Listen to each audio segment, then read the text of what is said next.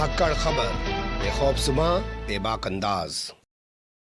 धाकड़ खबर के news room से मैं आपके साथ हूं अकरम रईस खान। एसएसआर मामला सामने आने के बाद से सीबीआई के जरिए महाराष्ट्र की महाविकास आघाड़ी सरकार को गिराने की कोशिश की गई और उसके बाद अनिल देशमुख को उठाकर जेल में डलवा दिया गया। लेकिन जब सीबीआई के जरिए कामयाब नहीं हो पाए तो इस मामले में एंट्री करा दी गई एनसीबी की। जी हां, जोनल डायरेक्टर समीर वानखेड़े को कमांड सौंप दी गई कि वो महाराष्ट्र की महाविकास आघाड़ी सरकार को गिरा दे। ये तमाम आरोप आए दिन महाविकास आघाड़ी सरकार चला रही एनसीपी, कांग्रेस और शिवसेना लगाती रहती है। एनसीबी वाले मामले में, समीर वानखेड़े वाले मामले में आपने देखा होगा कि नवाब मलिक ने मोर्चा संभाल रखा था और रोजाना एक के बाद एक प्रेस कॉन्फ्रेंस करके वो एनसीबी को, समीर वानखेड़े को बेनकाब कर रहे थे, भाजपा को बेनकाब कर रहे थे और सत्ता में बैठे दिल्ली के अंदर जो लोग हैं उनको भी बेनकाब करने का काम कर रहे थे। लेकिन अब इस मामले में ईडी की एंट्री हो चुकी है। यानी आप कह सकते हैं पहले सीबीआई, फिर एनसीबी और अभी ईडी के जरिए महाविकास आघाड़ी सरकार को गिराने की कोशिश की जा रही है। यह आरोप संजय राउत ने लगाया है। कल शिवसेना भवन में उन्होंने लंबी चौड़ी प्रेस कॉन्फ्रेंस की, उसका कुछ हिंदी का हिस्सा हम लोगों ने आपके लिए निकाला है जो आपके सामने रखने की कोशिश करेंगे। और उन्होंने एक के बाद एक ईडी पर और भाजपा पर बड़ा हमला बोला है। कहा है कि वो सरकार गिराने की कोशिश कर रहे हैं, उनका मकसद कभी भी पूरा नहीं हो पाएगा और मैं जेल डालने से नहीं डरता हूं। हम शिव सैनिक हैं और शिव सैनिक लड़ते लड़ते यहां तक पहुंचे। बहुत सारे दावे उन्होंने किए हैं, कुछ क्लिप्स हमने निकाली हैं और बारी बारी से आपके सामने रख देता हूं। जैसे पहली क्लिप छोटी सी मैं आपके सामने रख रहा हूं जिसमें उन्होंने कहा कि मैं कुछ वीडियोस लेकर, कुछ क्लिप्स लेकर फिर आपके सामने हाजिर होऊंगा। सुन लीजिए, क्योंकि अभी फिलहाल ये ट्रेलर है जो मैंने आज बताया है।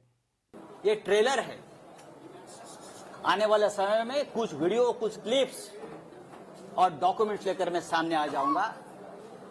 मैं देखता हूं कौन क्या करता है। यानी ये भी नवाब मलिक की तरह रोजाना कुछ वीडियोस, कुछ क्लिप्स, कुछ दस्तावेज के आधार पर नए नए खुलासे करेंगे। इसके अलावा इन्होंने आगे कहा कि जो पीएमसी बैंक घोटाला हुआ था और उसका जो पैसा है वो मोहित कंबोज के जरिए देवेंद्र फडणवीस ठिकाने लगवा रहे हैं। बड़ी बड़ी मोटी मोटी जमीनें खरीदी जा रही हैं। सुन लीजिए। देवेंद्र फडणवीस जी का और एक फ्रंटमैन है जिसका नाम मोहित कंबोज। मोहित कंबोज फडणवीस साहब का आजकल वो बहुत ब्लू आइड बॉय है, ऐसा मुझे कहा, मैं तो पहचानता नहीं। वो फडणवीस साहब को डुबाने वाला है। ये जो मैं देख रहा हूं, मैं थोड़ा सा बाकी है। ये जो पत्राचाल वाला इशू निकाला है ना, ये पत्राचाल की जमीन खरीदने वाला है मोहित कंबोज है। सबसे बड़ा घोटाला, और उसमें भी पीएमसी बैंक का पैसा लगा है। पीएमसी बैंक को डुबाने वाला, वहां का करप्शन का पैसा ये पत्राचाल में लगा है। और मोहित कंबोज का वहां एक द लग्जर कंस्ट्रक्शन प्रोजेक्ट बन रहा है पत्राचाल पे, और हम पे उंगली दिखा रहे हैं। दूसरी बात है कि और एक है, सॉरी, उसके बारे में मैं और बता दूंगा। कागज कहाँ गया? और एक कागज था उसका, हाँ,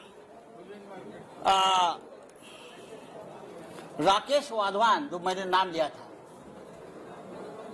राकेश वाधवान, उसके पास से ये मोहित कंबोज के केबीजी ग्रुप ने 1,65,000 स्क्वायर मीटर की जगह में 40 एकड़ क्षेत्र में से 4557115 स्क्वायर मीटर, जिसकी कीमत है 12,000 करोड़, मोहित कंबोज ने खरीद लिया। कितने में खरीद लिया? 100 करोड़ में सिर्फ। कैसे? किसका पैसा है? और लोग बोलते हैं ये हमारे फडणवीस साहब का ब्लू आइड बॉय है। ब्लू आइड बॉय है ये। Kamboj bio farming private limited, KBG ventures, Ironman real estate, Tirth experience private limited, KBG hotels, Shivabi hotel, silver stick film company, Kaal Bhairav ventures, Naps media solutions, PM reality, Kaal Bhairav, उसमें किसका पैसा कहां से आया है फडणवीस साहब सिर्फ आपको ही मालूम है। धन्यवाद। सुन लिया, ये वही मोहित कंबोज है जिस पर नवाब मलिक ने भी कई बड़े खुलासे किए थे और कहा था कि देवेंद्र फडणवीस के साथ मिलकर यही एनसीबी का पूरा रैकेट समीर वानखेड़े के जरिए उसके संरक्षण में चला रहा है। यानी कि फिर से एक बार मोहित कंबोज निशाने पर है महाविकास अघाड़ी सरकार के। इसके अलावा आगे कुछ नामों का जिक्र किया है, जैसे नवाब मलिक किया करते थे कि फला फला नाम है, ये नाम है, वो नाम है, और इन सब के जरिए एक उगाही का रैकेट चलाया जा रहा है, सिंडिकेट चलाया जा रहा है। वैसे ही संजय राउत का भी कहना है कि जितेंद्र लाल नवलानी जो है, और इसके अलावा फरीद समा जो है, और इसके अलावा रोमी है और फिरोज समा है, ये तमाम लोग जो हैं मिलकर एक सिंडिकेट चला रहे हैं उगाही का ईडी के साथ मिलकर। सुन लीजिए ये भी। और ये जो लोग हैं, ईडी का करप्शन इस हद तक है कि ये सब लोग ईडी के वसूली एजेंट बन गए। और मैं ये बहुत दावे के साथ कहता हूं। अब और एक मैं आपको बहुत इंटरेस्टिंग और मजे की बात बताने जा रहा हूं। ईडी वाले सुनो, और हिम्मत हो तो मेरे घर पर आइए। मैंने पहले भी इस मंच से कहा था, मैं नंगा आदमी हूं, मैं शिव सैनिक हूं। आप कितना भी मेरे बारे में गलत कर लीजिए, कितनी भी फ्रेम कर लीजिए, आई विल फाइट। मैं ईडी वाले से पूछता हूं कि जितेंद्र चंद्रलाल नवलानी कौन है? नाम लिख लीजिए, जितेंद्र चंद्रलाल नवलानी। ये नाम सुनकर मुंबई और दिल्ली के ईडी ऑफिस का सांस बंद हो गया होगा, उनको पसीने छूटे हैं।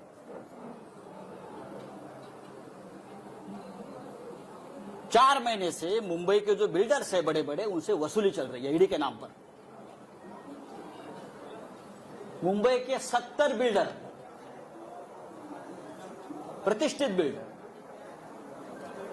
उनसे ईडी के नाम पर जो वसूली हो रही है उसको ईडी को भी पता है, कुछ अधिकारियों को पता है ये कौन है, ये किसके लोग हैं, सब डेटा मेरे पास है। और मैं सबसे पहले प्रधानमंत्री मोदी जी को इस बारे में, जैसे वेंकैया जी को लिखा है, मैं मोदी जी को लिखूंगा, मैं अमित शाह जी को लिखूंगा, बाद में जानकारी यही जगह से आपको दूंगा।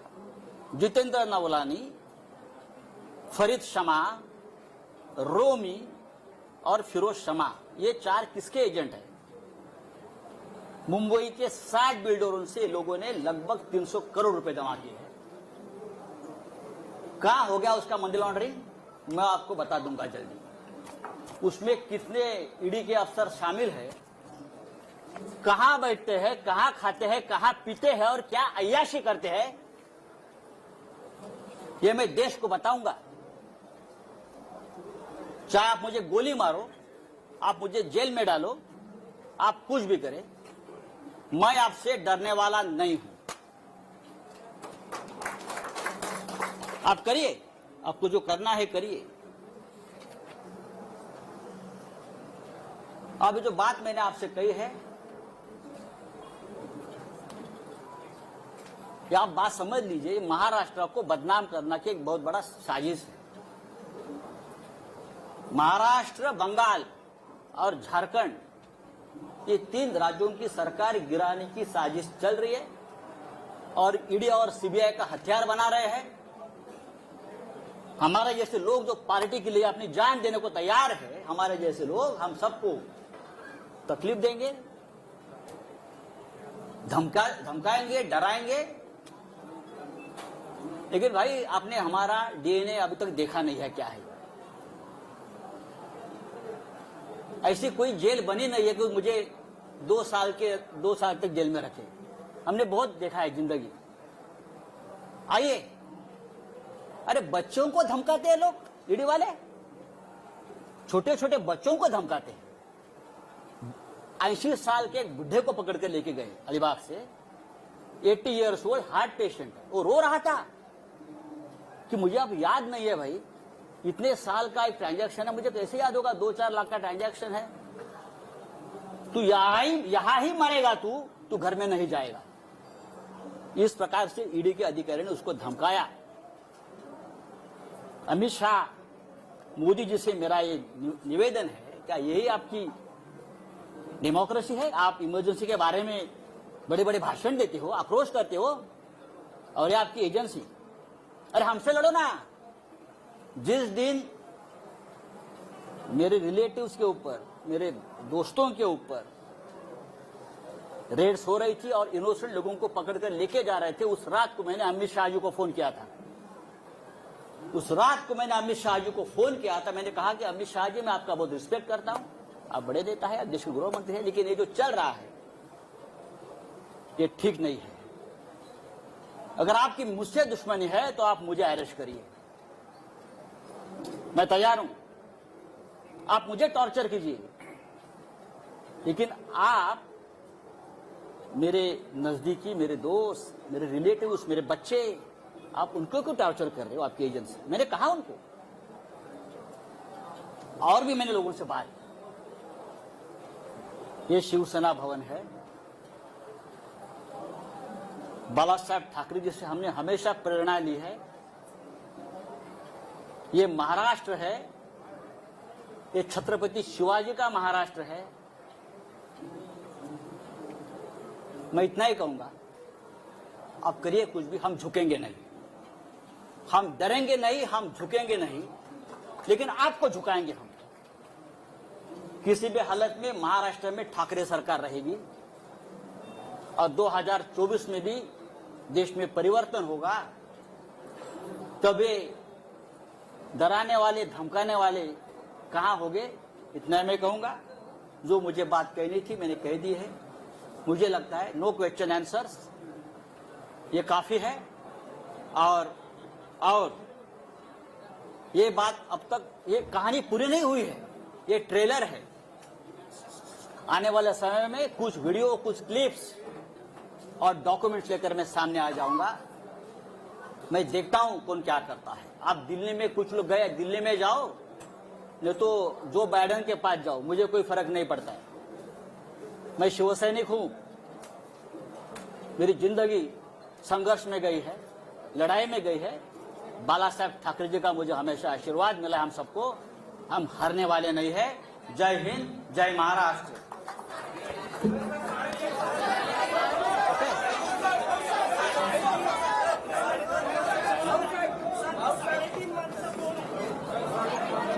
अजून एक और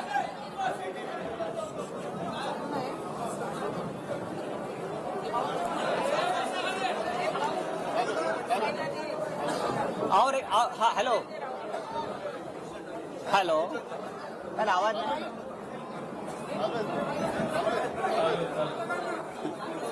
देवेंद्र फडणवीस जी का और एक फ्रंटमैन है जिसका नाम मोहित कंबोज। मोहित कंबोज फडणवीस साहब का आजकल वो बहुत ब्लू आइड बॉय है, ऐसा मुझे कहा, मैं तो पहचानता नहीं। वो फडणवीस साहब को डुबाने वाला है। ये जो मैं देख रहा हूं, मैं थोड़ा सा बाकी है। ये जो पत्राचाल वाला इशू निकाला है ना, ये पत्राचाल की जमीन खरीदने वाला है मोहित कंबोज है। सबसे बड़ा घोटाला, और उसमें भी पीएमसी बैंक का पैसा लगा है। पीएमसी बैंक को डुबाने वाला, वहां का करप्शन का पैसा ये पत्राचाल में लगा है। और मोहित कंबोज का वहां एक द लग्जर कंस्ट्रक्शन प्रोजेक्ट बन रहा है पत्राचाल पे, और हम पे उंगली दिखा रहे हैं। दूसरी बात है कि और एक है, सॉरी, उसके बारे में मैं और बता दूंगा। कागज कहाँ गया? और एक कागज था उसका, हाँ, राकेश वाधवान, जो मैंने नाम लिया था, राकेश वाधवान, उसके पास से ये मोहित कंबोज के केबीजी ग्रुप ने 1,65,000 स्क्वायर मीटर की जगह में 40 एकड़ क्षेत्र में से 455,715 स्क्वायर मीटर, जिसकी कीमत है 12,000 करोड़, मोहित कंबोज ने खरीद लिया। कितने में खरीद लिया? 100 करोड़ में सिर्फ। कैसे? किसका पैसा है? और लोग बोलते हैं ये हमारे फडणवीस साहब का ब्लू आइड बॉय है, ब्लू आइड बॉय है। ये Kamboj bio farming private limited, KBG ventures, Ironman real estate, Tirth experience private limited, KBG hotels, Shivabi hotel, silver stick film company, Kaal Bhairav ventures, Naps media solutions, PM reality, Kaal Bhairav, उसमें किसका पैसा कहां से आया है फडणवीस साहब सिर्फ आपको ही मालूम है। धन्यवाद। सुन लिया आपने। अब इसके बाद उन्होंने जो सिलसिलेवार तरीके से पूरी प्रेस कॉन्फ्रेंस रखी है वो मैं आपके सामने रख देता हूं। उन्होंने कहा कि पिछले 4 महीने के दौरान मुंबई के 70 बड़े बिल्डरों से ईडी के जरिए उगाही करवाई जा चुकी है। क्या ये पैसा चुनाव में इस्तेमाल किया जा रहा है? आप जानते हैं उत्तर प्रदेश समेत 5 राज्यों में चुनाव हो रहा है, पैसे की जरूरत है, तो पैसा ऐसे ही जरियों से निकाला भी जाता है। ये तमाम लोग इस तरीके के आरोप लगाते रहते हैं। हालांकि इस बारे में संजय राउत ने भी कोई खुलासा नहीं किया है, लेकिन जिस तरीके से वो बातों को रख रहे हैं उससे बहुत सारे सवाल जरूर खड़े हो रहे हैं। उन्होंने ये भी कहा कि इस पूरे मामले को लेकर मैंने अमित शाह से बात की और कहा कि ठीक नहीं हो रहा है अमित शाह जी, अगर आप ऐसा ही करेंगे तो मेरे किसी रिश्तेदारों पर, मेरे किसी यार दोस्तों पर करने की जरूरत नहीं है, दम है तो मेरे खिलाफ करके दिखाइए। मैं आपके सामने पूरी प्रेस कॉन्फ्रेंस रख रहा हूं, जो कहा है संजय राउत ने, सुन लीजिए उन्हीं की जबानी। संजय राउत का जो प्रेस कॉन्फ्रेंस है वो वहां से स्टार्ट करना जहां से उन्होंने बिल्डरों वाली बात की है, ठीक है, और एंड तक उसे लेके जाना। बने रहिएगा।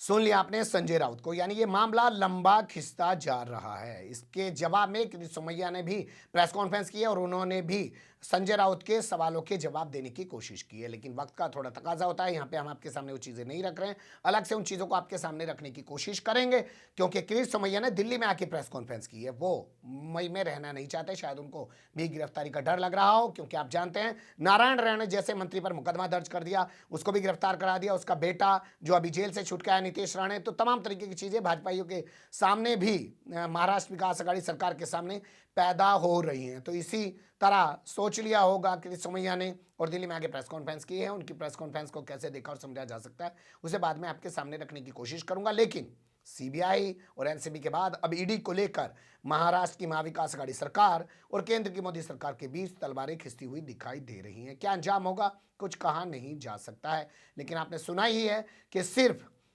महाराष्ट्र ही नहीं, झारखंड और बंगाल की सरकारों को गिराने की भी कोशिश की जा रही है। यह आरोप संजय राउत ने लगाया है।